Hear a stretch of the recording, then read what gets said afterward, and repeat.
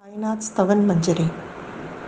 स्तवन मंजरी दासकणु महाराज द्वारा लिखी गई एक अद्भुत रचना है।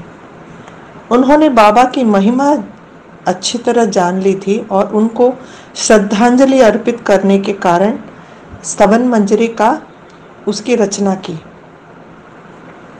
ये रचना दासकणु महाराज ने मराठी में की।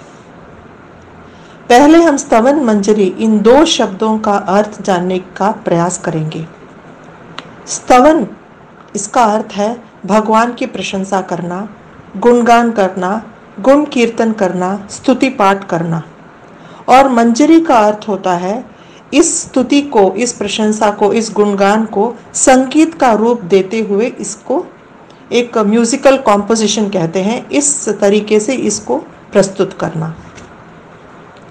बाबा की महासमाधि के 36 दिन पहले इस स्तवन मंजरी की रचना दासकणु ने की थी। 9 सितंबर 1918 को उन्होंने बाबा के समक्ष इसको प्रस्तुत किया था। ये एक गुरुवार का दिन था। बाबा ने पूरी तरह इस रचना को पहले से आखिर तक सुना और मुस्कुराते हुए रहे। स्तवन मंजरी के 147 और 148 का जो श्लोक है, इसमें फलश्रुति का कुछ कहा गया है कि स्तवन मंजरी पढ़ने से किसको क्या लाभ प्राप्त होता है, इसकी क्या फलश्रुति है। तो जब बाबा ने ये दो श्लोक सुना तो उन्होंने हंसते हुए आशीर्वाद दिया और ऐसा एक हम लोगों को समझाया कि जो कहा गया है वो ज़रूर होगा। तो इस दो श्लोकों में लिखा है कि जो भी हर रोज एक संकल्प के साथ, श्रद्धा और भक्ति के साथ इस स्तवन मंजरी का पाठ करेंगे, बाबा उनकी हर मनोकामना पूरी करेंगे और वो भी 1 साल के अंदर। यही इसकी विशेषता है जिसको बाबा ने भी जिसके लिए बाबा ने भी उनका कंफर्मेशन दिया था। इसी कारण स्तवन मंजरी की विशेषता और भी बढ़ती है। यह न सिर्फ बाबा के जीवन काल में लिखा गया था, बल्कि बाबा का पूरा आशीर्वाद इस पे था और बाबा ने बिना कुछ शब्दों में बयान करते हुए, अपना सर हिलाते हुए इसको बहुत ही एक दिव्य रचना करके इसको उन्होंने कबूल किया। दासकणु महाराज ने स्तवन मंजरी को नर्मदा नदी के तट पर बैठकर किया। इंदौर के महेश्वर करके एक जगह है जो मध्य प्रदेश में है, वहीं नर्मदा नदी के तट पे बैठ के दासकणु महाराज ने इसकी रचना की। ये दोहे की तरह दो पंक्तियों में लिखा गया है। इसका अर्थ समझने के लिए साईं की आशीर्वाद बहुत ज़रूरी है, क्योंकि इसमें बहुत गूढ़ रहस्य है। बहुत ही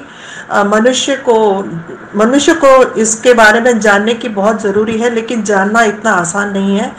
मैं बाबा के आशीर्वाद से एक बहुत छोटा सा प्रयास कर रही हूँ और मैं बाबा से मतलब सच में भीख मांगती हूँ कि वो मुझे इसका पात्र बनाएं और मेरे ऊपर कृपा बरसाएं, ताकि मैं आप सबको ये बात समझा सकूं कि दासकणु महाराज क्या कहना चाहते थे। ओम साई राम, जय साई राम। श्री साईनाथ स्तवन मंजरी। ओम श्री गणेशाय नमः। ओम श्री साईनाथाय नमः। मयूरेश्वर जय सर्वाधार, सर्व साक्षी हे गौरी कुमार, अचिंत्य स्वरूप हे लंबोधर, रक्षा करो मम सिद्धेश्वर। ये पहला श्लोक है। इसका अर्थ ये है, हिंदू धर्म के अनुसार जब भी कोई नया कार्य शुरू किया जाता है तो सर्वप्रथम गणेश जी को याद किया जाता है, उनकी विशेष पूजा की जाती है और उनका आशीर्वाद प्राप्त किया जाता है। दासकणु भी स्तवन मंजरी के प्रारंभ में गणेश जी को ही याद करते हैं, उनको नमन करते हैं और हर विघ्न को दूर करने की मांग करते हुए स्तवन मंजरी की रचना शुरू करते हैं। वे कहते हैं, हे मोरेश्वर, हे गजानन, तुम ही आदि भगवान हो। तुम गौरी यानी कि पार्वती के पुत्र हो। तुम सर्वव्यापी हो। तुम इस ब्रह्मांड में होने वाले हर कार्य के साक्षी हो। तुम्हारा न आदि है न कोई अंत है। तुम सबकी रक्षा करने वाले हो, हे सिद्धेश्वर। और तुम्हारे सोच इतने दूर हैं, तुम सब सोचों से परे हो, सबसे आप अलग हो। दासगणु जी जिस मोरेश्वर की बात कर रहे हैं वह अष्ट महागणपतियों में से एक महागणपति का नाम है। वह जगह, उस मोरेश्वर मंदिर पुणे में है, स्थित है, और ये अष्ट महागणपतियों का एक अवतार है।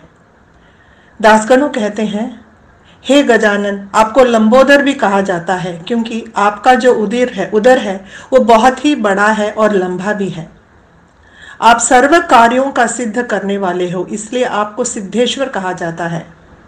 आप आशीर्वाद दीजिए और हर विघ्न या होने वाली बाधा को दूर कीजिए। आपको मैं साष्टांग नमन करता हूं। सकल गणों का तू है स्वामी, गणपति तू है अंतर्यामी। अखिल शास्त्र गाते तव महिमा, भालचंद्र मंगल गजवदना। ये दूसरा श्लोक है। इसका अर्थ ऐसा है, हे गणपति, तुम्हें इस नाम से पुकारा जाता है क्योंकि तुम गणों के नाथ हो, उनके ईश हो, इसीलिए तुम्हें गणेश, गणों का ईश गणेश के नाम से भी जाना जाता है। आप सर्वांतर्यामी हो, सृष्टि के आधार हो। सभी शास्त्र आपकी महिमा ही गाते रहते हैं, उसकी आपकी ही स्तुति करते रहते हैं। आपके माथे पर भालचंद्र विराजित है। भालचंद्र का मतलब है अर्धा चंद्र। चंद्रमा ही ज्ञान का प्रतीक होता है। तो जब ऐसे इतने, जैसे गणेश जी जैसे इतने एक सर्वव्यापी भगवान के माथे पर अगर चंद्रमा का चिन्ह है, तो ये कहा जाता है कि गणेश जी ज्ञान के संपूर्ण भंडार थे। आप जो भी पूजा, आपकी जो भी पूजा करते हैं उसके सर्व कार्य मंगलमय होते हैं। आप गजवदन हो, इसका मतलब है आपका शरीर मानव का है लेकिन आपका सिर हाथी का है। आप ही संसार के कल्याणकारी भगवान हो। आपको मैं प्रणाम करता हूँ। इस तरह दासगणु भगवान गणपति को संबोधित करते हैं और उनकी दया और उनकी कृपा की भिक्षा मांगते हैं। कल हम 2 और श्लोकों का अर्थ जानेंगे। ओम साई।